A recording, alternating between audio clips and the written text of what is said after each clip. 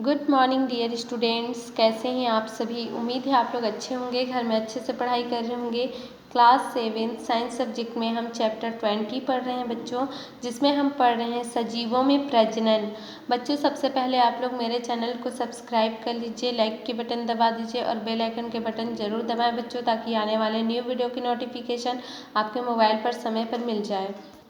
आज हमें पढ़ना है बच्चों, हम यहाँ तक पढ़ चुके थे कि आप देखेंगे कि विशेषकर ऐसे जंतु जो बच्चे पैदा करते हैं उनमें पहचान के बाहरी लक्षण अधिक स्पष्ट होते हैं। तो आइए देखते हैं, आज हमें पढ़ना है मनुष्य, गाय आदि उच्च वर्ग के जंतुओं में विकसित जनन तंत्र पाया जाता है ना। जो मनुष्य होते हैं, गाय होते हैं, तो ये उच्च वर्ग के जंतु होते हैं बच्चों, और उच्च वर्ग के जंतुओं में विकसित जनन तंत्र पाया जाता है। नर प्रजनन तंत्र का प्रमुख अंग वृषण है ना। जो नर प्रजनन तंत्र का जो प्रमुख अंग होता है वो क्या है, वृषण है। वृषण में शुक्राणु बनते हैं। ये नर युग्मक है, ये नर युग्मक है। चित्र 20.11 में हम देखेंगे बच्चों, यहाँ पर डायग्राम दिए गए हैं बच्चों। देखिए चित्र 20.11 में देखिए शुक्राणु की संरचना। इस प्रकार से शुक्राणु की संरचना होती है ना। और यहाँ पर आप लोग देख रहे हैं अंडाणु की संरचना किस प्रकार से होती है। मनुष्य में निषेचन एवं परिवर्धन शिशु, और यहाँ पर हम देखते हैं जो शुक्राणु है, अंडाणु है, निषेचन के पश्चात युग्मनज, कोशिका विभाजन होता है, परिवर्धन, उसके बाद भ्रूण बनते हैं। तो आइए देखते हैं, मादा प्रजनन तंत्र का प्रमुख अंग अंडाशय है। अंडाशय में अंडाणु बनते हैं, ये मादा युग्मक हैं। चित्र 20.12 अंडाणु शुक्राणु की तुलना में काफ़ी बड़े, अचल, गोल या अंडाकार होते हैं, है ना। शुक्राणु की तुलना में यदि हम देखते हैं बच्चों अंडाणु को, तो अंडाणु शुक्राणु की तुलना में क्या होते हैं, काफ़ी बड़े होते हैं और अचल होते हैं, यानी कि गोल और अंडाकार होते हैं और अचल होते हैं, है ना। अचल मतलब, और आप लोग जानते ही होंगे, अचल यानी कि वो अपने जगह पर ही होते हैं, एक ही जगह पर होते हैं। अंडाशय से बाहर निकले अंडाणु अंडवाहिनी में पहुंचते हैं, है ना। अंडाशय से बाहर निकले जो अंडाणु होते हैं वो कहाँ पहुंचते हैं, अंडवाहिनी में पहुंचते हैं। और अंडवाहिनी में शुक्राणु अंडाणु की ओर आकर्षित होते हैं। शुक्राणु अंडाणु के भीतर प्रवेश करता है और शुक्राणु का केंद्रक अंडाणु के केंद्रक से जुड़ जाता है। इस क्रिया को ही क्या कहा जाता है, निषेचन कहते हैं। अधिकांश जंतुओं में अंडाणु का निषेचन मादा शरीर के भीतर होता है, इसे आंतरिक निषेचन कहते हैं। जैसे मनुष्य, छिपकली, पक्षी के अंडे आपने देखे होंगे, ये निषेचित अंडाणु है ना। आप सभी देखे हो बच्चों, जो जंतुओं के अंडाणु का निषेचन मादा के शरीर के भीतर होता है, इसे आंतरिक निषेचन कहते हैं, है ना। जैसे कि उदाहरण में मनुष्य, छिपकली, पक्षी के अंडे आप लोगों ने देखे हैं, है ना। ये कैसे निषेचित अंडाणु होते हैं बच्चों। यहाँ पर आप लोग डायग्राम के थ्रू भी समझ सकते हैं। शुक्राणु की संरचना आप लोग देख रहे हैं किस प्रकार से बना हुआ है। यहाँ पर है क्या है, अंडाणु है ना। और अंडाणु और शुक्राणु यहाँ पर देखिए एक ही जगह पे है ना। तो शुक्राणु क्या करता है, अंडाणु में प्रवेश करता है और निषेचन की क्रिया के दौरान युग्मनज होता है, यानी कि यहाँ पर देखिए इस प्रकार से कोशिका विभाजन होते हैं और उसके बाद में भ्रूण बनता है, और भ्रूण से फिर उसके बाद में शिशु बनता है ना। तो यही क्या कहलाते हैं बच्चों, मनुष्य में निषेचन एवं परिवर्धन। तो आइए आगे हम देखते हैं।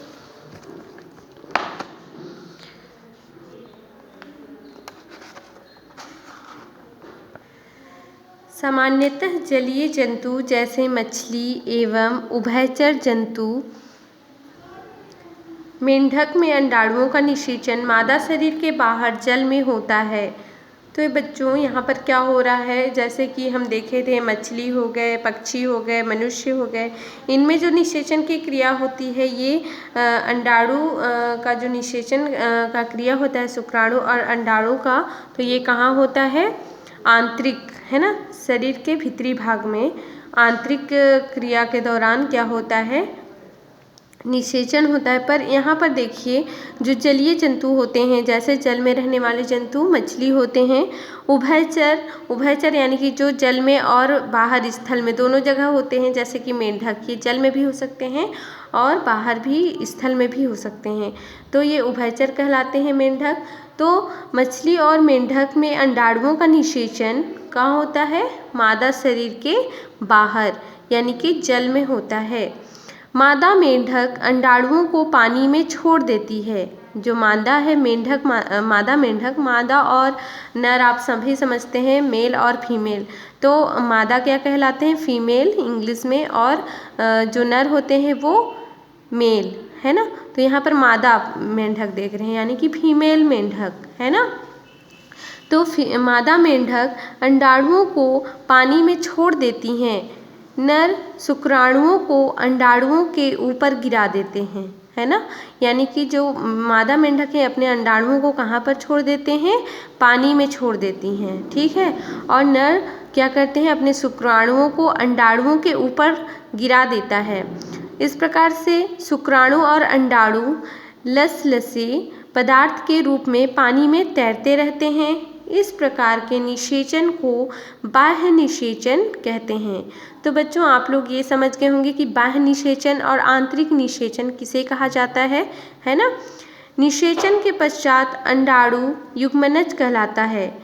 युग्मनज एक कोशिका रचना होती है जो कई बार विभाजित होकर आकार में बढ़ जाता है और भ्रूण में परिवर्तित हो जाती है। भ्रूण में धीरे धीरे सभी अंग बन जाते हैं या बनते जाते हैं, जिससे यह छोटे जीव या शिशु में बदल जाता है। युग्मनज से शिशु बनने की प्रक्रिया को परिवर्धन अथवा विकास कहते हैं। तो यहाँ पर जो परिवर्धन देख रहे हैं बच्चों, ये परिवर्धन या फिर विकास भी कह सकते हैं। जैसे भ्रूण से एक शिशु का रूप बन जाता है यानी कि विकास होता है, इसे ही परिवर्धन कहा जाता है। स्तनधारियों में भ्रूण का परिवर्धन गर्भाशय में होता है ना। स्तनधारी जो कि अपने बच्चों को दूध पिला सकते हैं, तो ऐसे स्तनधारियों में भ्रूण का परिवर्धन कहाँ होता है, गर्भाशय में होता है, तथा ये पूर्ण विकसित शिशु को जन्म देते हैं। ऐसे जंतुओं को जरायु कहते हैं, है ना। जैसे कि आप लोग देखते हैं गाय हो गए, मनुष्य हो गए, ये क्या होते हैं, इनके गर्भाशय में ही पूर्ण यानी कि जो भ्रूण होते हैं ये विकसित हो जाते हैं और ये क्या करते हैं, शिशु को जन्म देते हैं। तो ये जंतुओं और मनुष्यों को क्या कह सकते हैं, जरायु कहते हैं। और देखिए कीट, मछली, मेंढक, सर्प तथा पक्षी अंडे देते हैं, है ना, तथा अंडे से बच्चे उत्पन्न होते हैं। इन जंतुओं को क्या कहा जाता है, अंडज। तो अंडज कहते हैं। कुछ अंडजों में अंडे से बाहर निकलना शिशु अपने जनक के समान नहीं होता। कुछ अंडे होते हैं यानी कि अंडजों में अंडे से बाहर निकलना शिशु अपने जनक के समान नहीं होता। इनमें अंडे से इल्ली से शंखी यानी कि प्यूपा और शंखी से पूर्ण विकसित जीव बनता है। इसे कायांतरण कहते हैं। जैसे कि देखिए मक्खी, मच्छर, है ना, ये क्या होते हैं, ये जो इल्लियाँ इनकी बनती हैं प्यूपा, और प्यूपा से फिर शंखी से पूर्ण विकसित जीव बनता है। तो ये कायांतरण कहते हैं इन्हें। और ये मक्खी और मच्छर इनके उदाहरण हैं। यहाँ पर आप लोग देख सकते हैं बच्चों कि अंडे देने वाले और बच्चे पैदा करने वाले किन्हीं 5 जंतुओं की सूची बनाकर नीचे दिए गए प्रश्नों के उत्तर लिखिए। जैसे अंडे देने वाले जंतु, बच्चे पैदा करने वाले जंतु। तो यहाँ पर आप लोग नाम लिखकर दिखाएंगे बच्चों। वैसे तो ये आप लोग कुछ बच्चे इसको दिखाए थे होमवर्क में, पर कुछ बच्चे ने इसे बनाकर नहीं दिखाया है। तो आप सभी के लिए है ये होमवर्क कि आपको अंडे देने तथा बच्चे पैदा करने वाले 5 जंतुओं के नाम यहाँ पर लिखना है, ठीक है। ये आप सभी का होमवर्क है। अब देखते हैं हम, आपने पौधे में अलैंगिक जनन के बारे में पढ़ा है। अलैंगिक प्रजनन में स्वयं जीव अथवा उसके किसी अंग से नया जीव बनता है। कुछ सूक्ष्म जंतुओं जैसे अमीबा में पर्याप्त भोजन मिलने पर उसका शरीर 2 या अधिक भागों में बंट जाता है और प्रत्येक भाग एक नए जीव में बदल जाता है। चित्र 20.14 इसे विखंडन या फिर विभाजन कहते हैं, है ना। विखंडन को ही क्या कहा जाता है, विभाजन। और लैंगिक और अलैंगिक जनन के बारे में हम पढ़ चुके हैं बच्चों, ठीक है। अलैंगिक प्रजनन में क्या होता है, स्वयं जीव अथवा उसके किसी अंग से नया जीव बनता है ना। इसे ही क्या कहा जाता है, अलैंगिक प्रजनन कहा जाता है। जैसे आप लोग अमीबा के बारे में सुने हैं बच्चों, सूक्ष्म जंतुओं जैसे कि ये अमीबा बहुत ही सूक्ष्म जीव होते हैं, बहुत ही छोटे जीव होते हैं जो नग्न आँखों से नहीं देखा जा सकता, इन्हें सूक्ष्मदर्शी की सहायता से देखा जा सकता है। तो अमीबा में पर्याप्त भोजन मिलने पर क्या होता है, उसका शरीर 2 या अधिक भागों में क्या हो जाता है, बंट जाता है और प्रत्येक भाग एक नए जीव में क्या होता है, बदल जाता है। इसे ही विखंडन या फिर विभाजन कहते हैं। किंतु जब किसी जीव का शरीर दुर्घटनावश 1 से अधिक भागों में बंट जाता है तथा प्रत्येक भाग एक जीव के रूप में विकसित हो जाता है, इसे क्या कहा जाता है, पुनर्जनन कहते हैं। चित्र 20.15 कुछ जीवों जैसे हाइड्रा के शरीर में अनुकूल दशा में एक छोटा सा उभार बन जाता है जिसे कलिका कहते हैं। यह कलिका विकसित होकर मुख्य शरीर से अलग हो जाती है और एक नए जीव में बदल जाती है, इसे कलिकायन या मुकुलन कहते हैं। चित्र 20.16 आपने कभी छिपकली की पूंछ को टूटकर अलग होते हुए देखा होगा, है ना बच्चों। हम सभी देखें छिपकली की पूंछ यदि टूट जाते हैं, किसी कारणवश कट जाते हैं तो क्या होता है, फिर से उस पूंछ फिर से उनके बनने लगते हैं, यानी कि पुनर्जनन होने लगता है। तो क्या छिपकली की पूंछ के कटे हुए भाग से पूरी छिपकली बनती है? क्या छिपकली में फिर से पूंछ बन जाती है? जब शरीर के टूटे अथवा क्षतिग्रस्त अंग फिर से बन जाते हैं या कटे फटे भाग फिर से भर जाते हैं तो इसे अंगों की मरम्मत कहते हैं, है ना। यानी कि छिपकली में भी अंगों की मरम्मत हो जाती है क्योंकि फिर से पूंछ बन जाते हैं। अब देखिए यहाँ पर कुछ डायग्राम भी हैं। यहाँ पर देखिए ये अमीबा में विखंडन किस प्रकार से होता है, ये अलग अलग भागों में बढ़ते हैं तो ये फिर से पूर्ण शरीर का रूप ले लेते हैं, है ना। इसी प्रकार से हम देखते हैं हाइड्रा में पुनर्जनन किस प्रकार से होता है, देख रहे हैं आप लोग, है ना। यही क्या कहलाता है, मुकुल या फिर कलिका, हाइड्रा में मुकुलन। इसी प्रकार से आप लोग देखेंगे छिपकली में कटे हुए पूंछ फिर से पुनर्जनन उनमें भी होने लगती हैं, मरम्मत होने लगती हैं, है ना। अब हम देखते हैं हमने क्या क्या सीखा बच्चों इस चैप्टर को पढ़ने के बाद। तो देखिए, जीवों द्वारा अपने समान नए जीव उत्पन्न करना प्रजनन कहलाता है।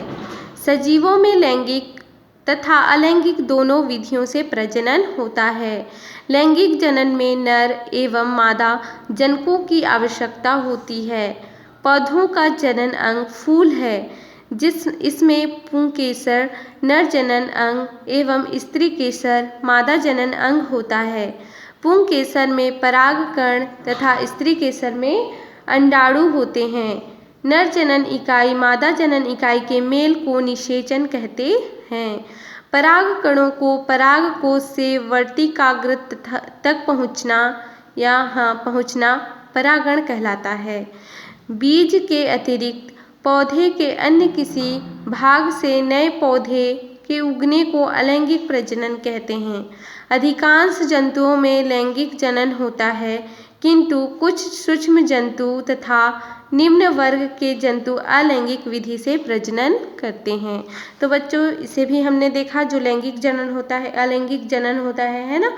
तो इन विधियों के द्वारा भी क्या होता है, प्रजनन करते हैं। सूक्ष्म जंतु तथा निम्न वर्ग के जंतु भी अलैंगिक विधि से प्रजनन करते हैं।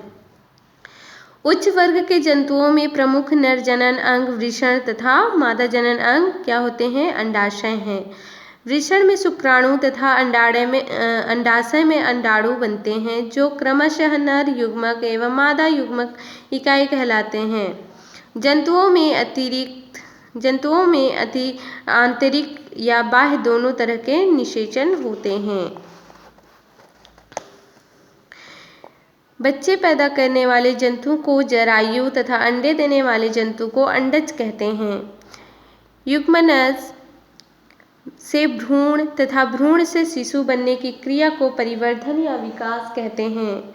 शरीर के कटे भाग से संपूर्ण जीव का बनना पुनर्जनन कहलाता है। तो बच्चों हमारा चैप्टर ये कंप्लीट होता है। ठीक है, हम नेक्स्ट वीडियो में 21 चैप्टर पढ़ेंगे और आप लोगों का होमवर्क आप लोगों को बताना है 5-5 जंतुओं के नाम। ठीक है बच्चों, बाय बाय, टेक केयर।